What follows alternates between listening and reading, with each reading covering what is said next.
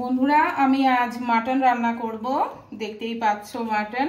আমি এর মধ্যে হলুদ, লঙ্কা, আদা, রসুন, পেঁয়াজ সব মশলাগুলোকে একসাথে বেটে নিয়েছি। বেটে নিয়ে তার মধ্যে আমি এগুলো ম্যারিনেট করে রেখে দিয়েছি। তার মধ্যে সর্ষের তেল দিয়েছি, পরিমাণ মতো নুন দিয়েছি আর হলুদ দিয়েছি। বন্ধুরা এটা মেখে আমি 1 ঘন্টা রেস্টে রেখেছিলাম।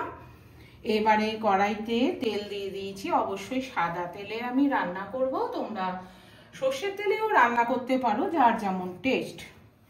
আর এদিকে দিয়েছি রসুন, কাঁচা লঙ্কা, এগুলো একটু আধা থ্যাতো করে নিয়েছি।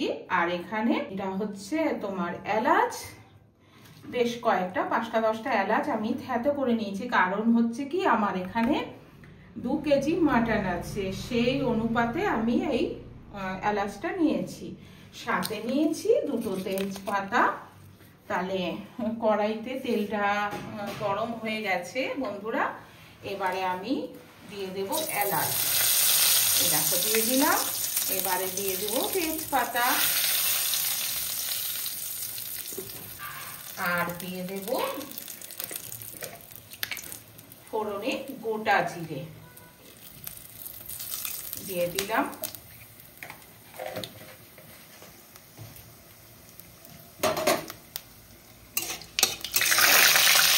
কুচি করে রাখা পেঁয়াজ সে কটা এই তেলের মধ্যে ভেজে নেব। এখানে আমার মতো আমি পরিমাণ মতো বন্ধুরা 6টা পেঁয়াজ কেটে নিয়েছি। তোমাদের যেরকম লাগে সেটা করে নিতেই পারো।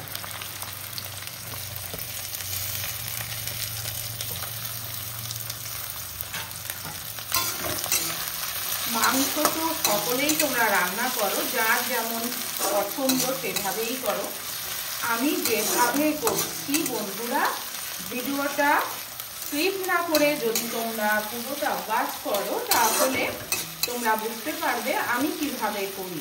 আর আমার পদ্ধতিতে যদি তোমরা করতে চাও, আশা করি যেটুকু ভাত খাচ্ছ তার থেকে হয়তো 2 ডবল ভাত বেশি খেয়ে নেবে। এবারে থ্যাতো করা লঙ্কা আর রসুন এর মধ্যে দিয়ে দিলাম।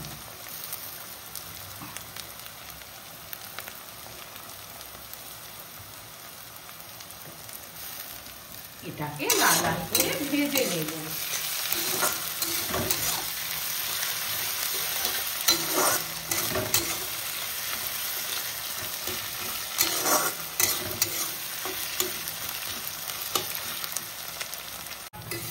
লাল লাল হয়ে এসছে মশলাটা।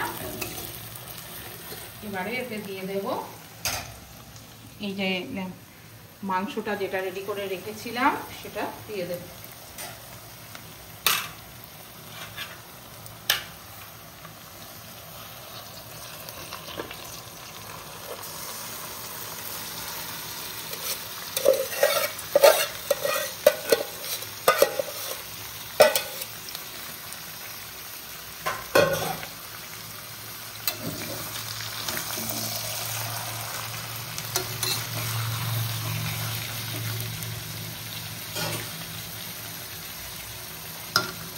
এটাকে এবারে ভালো করে কষিয়ে নিতে হবে।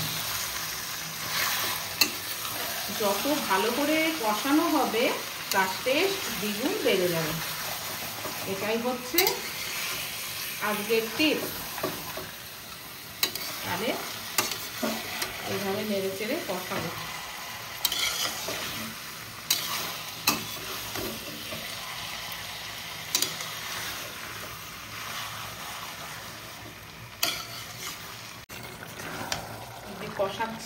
কষাচ্ছি দেখো কত জল বেরোচ্ছে, এক্সট্রা জল। আমি কিন্তু জল দিইনি, দেখতে পাচ্ছ। এখনো এটা কষাতে হবে আরো বন্ধুরা। রান্নাটা পুরো আর্ট, নিজস্ব একটা ধৈর্য। কতটা তোমার ধৈর্য আছে তার উপরে তোমার সৌন্দর্য নির্ভর করে। কষাচ্ছি, কষানো হয়ে গেছে। আর এখানে দিয়ে দিচ্ছি জল গরম বসানো। এই যে জলটা উঠছে, এই গরম জলটাই মাংসের মধ্যে দিয়ে দেব, কিন্তু এখন নয়, এটা আরো একটু কষাতে হবে। ঢেকে ঢেকে কষাচ্ছি বন্ধুরা, ঢাকা চাপা দিয়ে দিয়ে কষাচ্ছি। কষানো প্রায় হয়ে এসছে বন্ধুরা, দেখো তেল ছেড়েছে, তার মানে এটা বুঝে নিতে হবে আমার কষানো হয়ে গেছে। এখন এতে আমি যে গরম জলটা করে রেখেছিলাম সেটাকে এখানে ঢেলে দেব। কষানো হয়ে গেছে, দেখো জলগুলো শুকিয়ে গেছে আর তেল বেরিয়ে এসছে, তাহলে বুঝে নিতে হবে আমার আর কষাতে হবে না, কমপ্লিট কষানো। এবারে দিয়ে দেব গরম জলটা যে করে রেখেছিলাম সেটা দিয়ে দেব।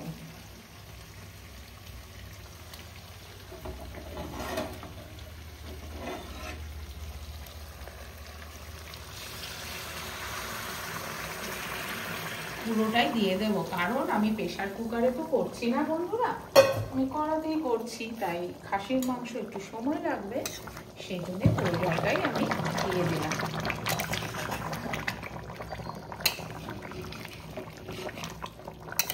এবারে এটা যতক্ষণ না সেদ্ধ হবে ততক্ষণ ফুটতে দেব।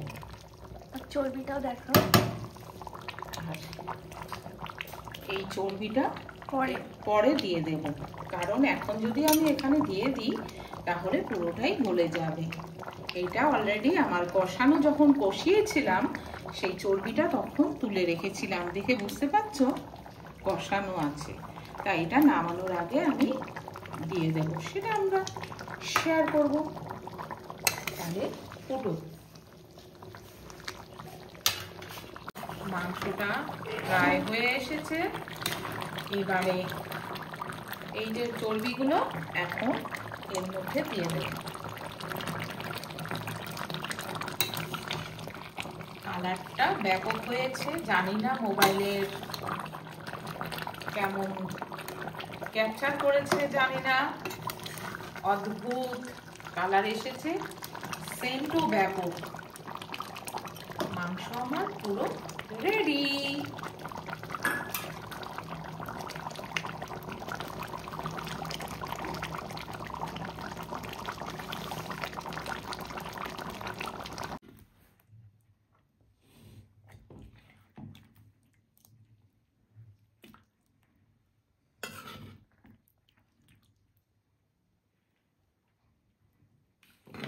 অল্প করে একটু মাংসের ঝোল, খুব আলু দিতে হবে, খুব গরম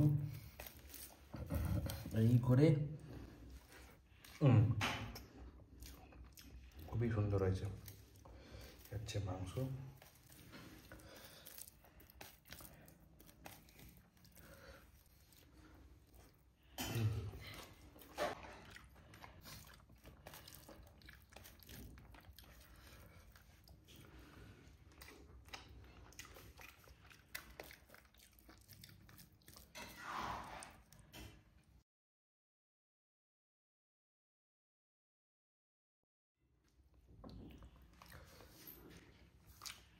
কেমন হয়েছে মাংস?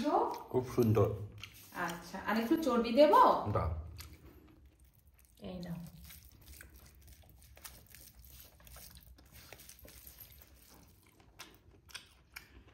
আর ভালো লাগলে একটা লাইক, কমেন্ট আর শেয়ার করে দিও।